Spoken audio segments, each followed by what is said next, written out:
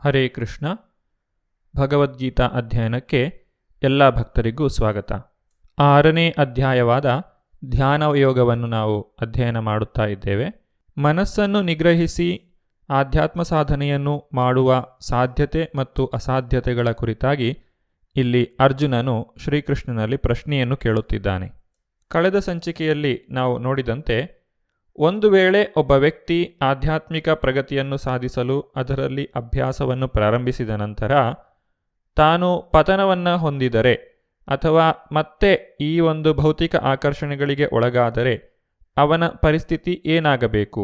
ಭೌತಿಕವಾದಂತಹ ಸಾಧನೆಯಲ್ಲೂ ಅವನು ವಿಫಲನಾಗುತ್ತಾನೆ ಮತ್ತು ಆಧ್ಯಾತ್ಮಿಕವಾಗಿಯೂ ಆತನು ವಿಫಲತೆಯನ್ನು ಹೊಂದುತ್ತಾನೆ. ಅರ್ಜುನನು ತನ್ನ ಪ್ರಶ್ನೆಯನ್ನು ಮುಂದುವರಿಸಿ ಈ ರೀತಿಯಾಗಿ ಕೇಳುತ್ತಿದ್ದಾನೆ. ಕಚ್ಚಿನ್ನೋ ಭಯ ವಿಭ್ರಷ್ಟಶ್ಚಿನ್ನಾಭ್ರಮಿವ ನಶ್ಯತಿ ಅಪ್ರತಿಷ್ಠೋ ಮಹಾಬಾಹೋ ವಿಮೂಢೋ ಬ್ರಹ್ಮಣಾಪತಿ. ಅನುವಾದ: ಮಹಾಬಾಹುವಾದ ಕೃಷ್ಣನೇ, ಆಧ್ಯಾತ್ಮಿಕ ಪಥದಿಂದ ದಿಗ್ಭ್ರಮೆಗೊಂಡು ದೂರವಾದವನು ಆಧ್ಯಾತ್ಮಿಕ ಯಶಸ್ಸು ಮತ್ತು ಐಹಿಕ ಯಶಸ್ಸು ಎರಡರಿಂದಲೂ ಭ್ರಷ್ಟನಾಗಿ ಯಾವ ಲೋಕದಲ್ಲಿಯೂ ಸ್ಥಳವಿಲ್ಲದೆ ತುಂಡಾದ ಮೋಡದಂತೆ ನಾಶವಾಗುವುದಿಲ್ಲವೇ? ಆರ್ಥಿಕ ಬೆಳವಣಿಗೆಯ ಮೂಲಕ ಪ್ರಾಪಂಚಿಕ ಪ್ರಗತಿಯನ್ನು ಸಾಧಿಸುವುದು ಭೌತಿಕವಾದಿಗಳ ಉದ್ದೇಶ. ಈ ರೀತಿಯಾಗಿ ಅವರು ಸಂತೋಷವಾಗಿರಲು ಪ್ರಯತ್ನಿಸುತ್ತಾರೆ. ಆದರೆ ಯಾವ ವ್ಯಕ್ತಿಯು ಯೋಗ ಮಾರ್ಗವನ್ನು ಅನುಸರಿಸುತ್ತಾನೋ ಆತನು ಎಲ್ಲ ಭೌತಿಕ ಚಟುವಟಿಕೆಗಳನ್ನು ತ್ಯಾಗ ಮಾಡುತ್ತಾನೆ.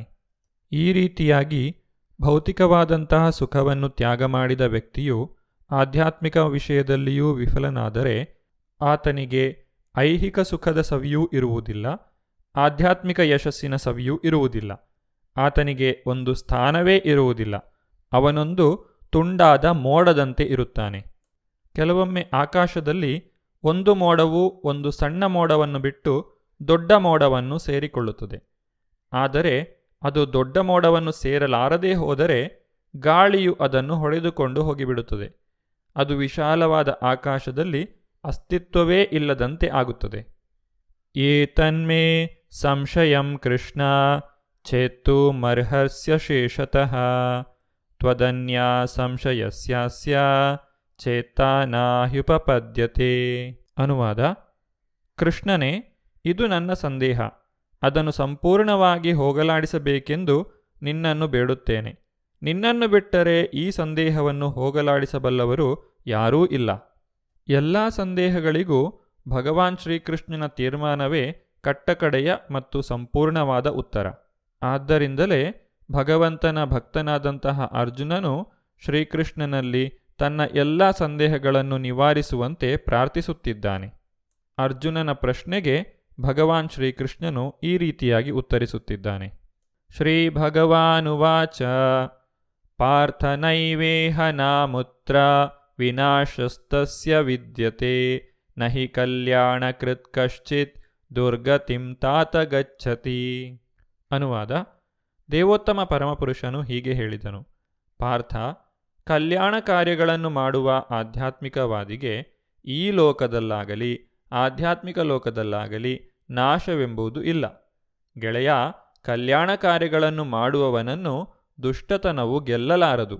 ಭಗವಾನ್ ಶ್ರೀಕೃಷ್ಣನು ಇಲ್ಲಿ ಪ್ರತಿಯೊಬ್ಬ ಆಧ್ಯಾತ್ಮಿಕ ಸಾಧಕನಿಗೂ ಧೈರ್ಯವನ್ನು ತುಂಬುತ್ತಿದ್ದಾನೆ. ಇಲ್ಲಿ ಕಳೆದುಕೊಳ್ಳುವಂಥದ್ದು ಯಾವುದೂ ಇಲ್ಲ. ಆಧ್ಯಾತ್ಮಿಕ ಗುರಿ ಸಾಧನೆಯಲ್ಲಿ ಮಾಡಿದಂತಹ ಪ್ರತಿಯೊಂದು ಪ್ರಯತ್ನವೂ ಅದರ ಫಲವನ್ನು ಹೊಂದಿದೆ. ಅದು ಯಾವತ್ತೂ ನಾಶವಾಗುವುದಿಲ್ಲ. ಈ ಶರೀರವು ನಾಶವಾದರೂ ಸಹ ನಾವು ಮಾಡಿದಂತಹ ಪ್ರಯತ್ನವು ನಾಶವಾಗುವುದಿಲ್ಲ. ಭೌತಿಕವಾಗಿ ಒಬ್ಬ ವ್ಯಕ್ತಿ ಎಷ್ಟೇ ವಿದ್ಯಾಭ್ಯಾಸವನ್ನು ಪಡೆಯಬಹುದು, ಎಷ್ಟೇ ಪರಿಣತಿಯನ್ನು ಪಡೆದಿರಬಹುದು, ಆದರೆ ಅವನು ಶರೀರವನ್ನು ತ್ಯಾಗ ಮಾಡುತ್ತಲೇ ಅದೆಲ್ಲವೂ ನಾಶವಾಗುತ್ತದೆ. ಆದರೆ ಆಧ್ಯಾತ್ಮಿಕವಾಗಿ ಒಬ್ಬ ವ್ಯಕ್ತಿ ಸ್ವಲ್ಪ ಪ್ರಗತಿಯನ್ನು ಸಾಧಿಸಿದ್ದರೂ ಸಹ ಆತನು ಆ ಪ್ರಗತಿಯನ್ನು ಮತ್ತೆ ತನ್ನ ಮುಂದಿನ ಜನ್ಮದಲ್ಲಾದರೂ ಮುಂದುವರಿಸಬಹುದು. ಶರೀರ ನಾಶವಾದೊಡನೆ ಆತನ ಭಕ್ತಿಯು ನಾಶವಾಗುವುದಿಲ್ಲ. ಅವನು ಈ ಜನ್ಮದಲ್ಲಿ ಯಾವ ಸಾಧನೆಯನ್ನು ಮಾಡಿದ್ದಾನೋ ಅದನ್ನು ಮುಂದುವರಿಸುವಂತಹ ಇನ್ನೊಂದು ಅವಕಾಶ ಆತನಿಗೆ ದೊರಕುತ್ತದೆ. ಮಕ್ಕಳು ತಮ್ಮ ಸಣ್ಣ ವಯಸ್ಸಿನಲ್ಲೇ ಭಕ್ತಿಯಲ್ಲಿ ಬಹಳಷ್ಟು ಆಸಕ್ತಿ ತೋರುವುದನ್ನು ನಾವು ಕೆಲವು ಕಡೆ ಕಾಣಲು ಸಾಧ್ಯ. ಇದು ಹೇಗೆ ಸಾಧ್ಯವೆಂದರೆ ಅವರು ತಮ್ಮ ಹಿಂದಿನ ಜನ್ಮದಲ್ಲಿ ಬಹಳಷ್ಟು ಭಕ್ತಿಯನ್ನು ಮಾಡಿರುತ್ತಾರೆ. ಅದನ್ನು ಈಗ ಅವರು ಮುಂದುವರಿಸುತ್ತಿದ್ದಾರೆ. ಇದನ್ನು 2ನೇ ಅಧ್ಯಾಯದಲ್ಲಿಯೂ ಸಹ ಸ್ಪಷ್ಟವಾಗಿ ತಿಳಿಸಲಾಗಿದೆ. ಶ್ರೀಮದ್ ಭಾಗವತದಲ್ಲಿ ನಾರದ ಮುನಿಗಳು ವ್ಯಾಸದೇವರಿಗೆ ಈ ಮಾತನ್ನು ಹೇಳುತ್ತಾರೆ. ತ್ಯಕ್ತ್ವಾ ಸ್ವಧರ್ಮಂ ಚರಣಾಂಬುಜಂ ಹರೇರ್ ಭಜನ್ನ ಪಕ್ಕೋತ ಪತೆತ್ತತೋ ಯದಿ ಯತ್ರ ಕ್ವಾವಾ ಅಭದ್ರ ಅಭೂತ್ ಅಮುಷ್ಯ ಕಿಂ ಕೋವಾರ್ಥ ಆಪ್ತೋ ಭಜತಾಂ ಸ್ವಧರ್ಮತಃ. ಅಂದರೆ ಯಾರಾದರೂ ಎಲ್ಲ ಐಹಿಕ ಭವಿಷ್ಯ ನಿರೀಕ್ಷೆಗಳನ್ನು ತ್ಯಜಿಸಿ ದೇವೋತ್ತಮ ಪರಮಪುರುಷನಲ್ಲಿ ಸಂಪೂರ್ಣ ಆಶ್ರಯವನ್ನು ಪಡೆದರೆ ಅವರಿಗೆ ಯಾವುದೇ ರೀತಿಯಲ್ಲಿ ನಷ್ಟವಾಗಲಿ ದುರ್ಗತಿಯಾಗಲಿ ಇಲ್ಲ. ಆದರೆ ಭಕ್ತನಲ್ಲದವನು ತನ್ನ ವೃತ್ತಿಯ ಕರ್ತವ್ಯಗಳನ್ನು ಸಂಪೂರ್ಣವಾಗಿ ಮಾಡಿದರೂ ಏನನ್ನೂ ಪಡೆಯದೆ ಹೋಗಬಹುದು. ಆಧ್ಯಾತ್ಮಿಕ ಸಾಧನೆಯನ್ನು ಕೈಗೆತ್ತಿಕೊಳ್ಳುವುದರಲ್ಲಿ ಯಾರೂ ಭಯಪಡುವ ಅಗತ್ಯವಿಲ್ಲ. ಯಾವ ವ್ಯಕ್ತಿ ಆಧ್ಯಾತ್ಮಿಕ ಸಾಧನೆಯಿಂದ ಪತನವನ್ನು ಹೊಂದುತ್ತಾನೋ ಆತನನ್ನು ಯೋಗಭ್ರಷ್ಟ ಎಂದು ಕರೆಯುತ್ತಾರೆ. ಆದರೆ ಇಂತಹ ಯೋಗಭ್ರಷ್ಟನಿಗೆ ಮತ್ತೆ ಇನ್ನೊಂದು ಅವಕಾಶವನ್ನು ನೀಡಲಾಗುತ್ತದೆ. ಅಂದರೆ ವ್ಯಕ್ತಿಯು ಪರಿಪೂರ್ಣತೆಯನ್ನು ಸಾಧಿಸುವವರೆಗೂ ಭಗವಂತನು ಅವನಿಗೆ ಸಹಾಯ ಮಾಡುತ್ತಾನೆ. ಭಗವಂತ ಯಾವ ರೀತಿಯಾಗಿ ಸಹಾಯ ಮಾಡುತ್ತಾನೆ ಎನ್ನುವುದನ್ನು ಮುಂದಿನ ಶ್ಲೋಕದಲ್ಲಿ ನೋಡೋಣ. ಪ್ರಾಪ್ಯ ಪುಣ್ಯಕೃತಾಂ ಲೋಕಾನ್ ಉಷಿತ್ವಾ ಶಾಶ್ವತಿ ಸಮ ಶುಚಿನಾಂ ಶ್ರೀಮತಾಂ ಗೇಹೇ ಯೋಗಭ್ರಷ್ಟೋಭಿಜಾಯತೆ. ಅನುವಾದ: ಯೋಗಭ್ರಷ್ಟನು ಪುಣ್ಯಜೀವಿಗಳ ಲೋಕಗಳಲ್ಲಿ ಬಹುಕಾಲ ಸಂತೋಷವಾಗಿದ್ದು ಅನಂತರ ಧರ್ಮಾತ್ಮರ ಮನೆಯಲ್ಲಿ ಅಥವಾ ಶ್ರೀಮಂತ ಕುಟುಂಬದಲ್ಲಿ ಹುಟ್ಟುವನು. ವ್ಯಕ್ತಿಯು ಆಧ್ಯಾತ್ಮ ಸಾಧನೆಯನ್ನು ಕೈಗೆತ್ತಿಕೊಂಡು ಯಾವುದೇ ಕಾರಣಕ್ಕೆ ಅದನ್ನು ಅರ್ಧಕ್ಕೆ ಬಿಟ್ಟಿದ್ದರೆ ಅವನು ಮಾಡಿದಂತಹ ಪುಣ್ಯ ಕಾರ್ಯಗಳಿಗೆ ಅನುಗುಣವಾಗಿ ಪುಣ್ಯಜೀವಿಗಳು ಪ್ರವೇಶಿಸಬಹುದಾದ ಉತ್ತಮ ಲೋಕಗಳಿಗೆ ಹೋಗುತ್ತಾನೆ. ಅಲ್ಲಿ ಬಹುಕಾಲ ಇದ್ದ ನಂತರ ಅವನನ್ನು ಮತ್ತೆ ಈ ಲೋಕಕ್ಕೆ ಕಳುಹಿಸಲಾಗುತ್ತದೆ. ಅವನು ಧರ್ಮಿಷ್ಠನಾದ ಬ್ರಾಹ್ಮಣನ ಅಥವಾ ವೈಷ್ಣವನ ಸಂಸಾರದಲ್ಲಾಗಲಿ ಅಥವಾ ಶ್ರೀಮಂತ ವರ್ತಕರ ಮನೆಯಲ್ಲಾಗಲಿ ಹುಟ್ಟುತ್ತಾನೆ. ಈ ರೀತಿಯಾಗಿ ಧರ್ಮಿಷ್ಠರ ಅಥವಾ ಶ್ರೀಮಂತರ ಮನೆಯಲ್ಲಿ ಹುಟ್ಟುವಂತಹ ಮಕ್ಕಳು ಆಧ್ಯಾತ್ಮಿಕ ಸಾಧನೆಗೆ ಉತ್ತಮವಾದಂತಹ ವಾತಾವರಣವನ್ನು ಹೊಂದಿರುತ್ತಾರೆ. ಸಹಜವಾಗಿಯೇ ಅವರು ಮತ್ತೆ ತಮ್ಮ ಆಧ್ಯಾತ್ಮಿಕ ಸಾಧನೆಯನ್ನು ಮುಂದುವರಿಸಲು ಸಾಧ್ಯವಾಗುತ್ತದೆ. ಅವರಿಗೆ ಹೊಟ್ಟೆಪಾಡಿನ ಚಿಂತೆ ಇರುವುದಿಲ್ಲ ಮತ್ತು ಮಾರ್ಗದರ್ಶನಕ್ಕೆ ಅವರ ತಂದೆ ತಾಯಿಗಳೇ ಇರುತ್ತಾರೆ. ವ್ಯಕ್ತಿಯು ಈ ಎಲ್ಲ ಉತ್ತಮ ಸೌಲಭ್ಯಗಳನ್ನು ಉಪಯೋಗಿಸಿಕೊಂಡು ತನ್ನ ಆಧ್ಯಾತ್ಮಿಕ ಪ್ರಯಾಣವನ್ನು ಮುಂದುವರಿಸಬಹುದು. ಒಂದು ವೇಳೆ ವ್ಯಕ್ತಿಯು ಬಹಳಷ್ಟು ಆಧ್ಯಾತ್ಮಿಕ ಸಾಧನೆಯನ್ನು ಮಾಡಿದ್ದು ಕೊನೆಯ ಹಂತದಲ್ಲಿ ಏನಾದರೂ ವಿಫಲತೆಯನ್ನು ಸಾಧಿಸಿದರೆ ಆತನಿಗೆ ಏನಾಗುತ್ತದೆ ಎಂಬುದನ್ನು ಮುಂದಿನ ಶ್ಲೋಕದಲ್ಲಿ ತಿಳಿಸಲಾಗಿದೆ. ಅಥವಾ ಯೋಗಿನಾಮೇವ ಕುಲೇ ಭವತಿ ಧೀಮತಾಂ ಏತದ್ಧಿ ದುರ್ಲಭತರಂ ಲೋಕೆ ಜನ್ಮ ಯದೀದೃಶಂ.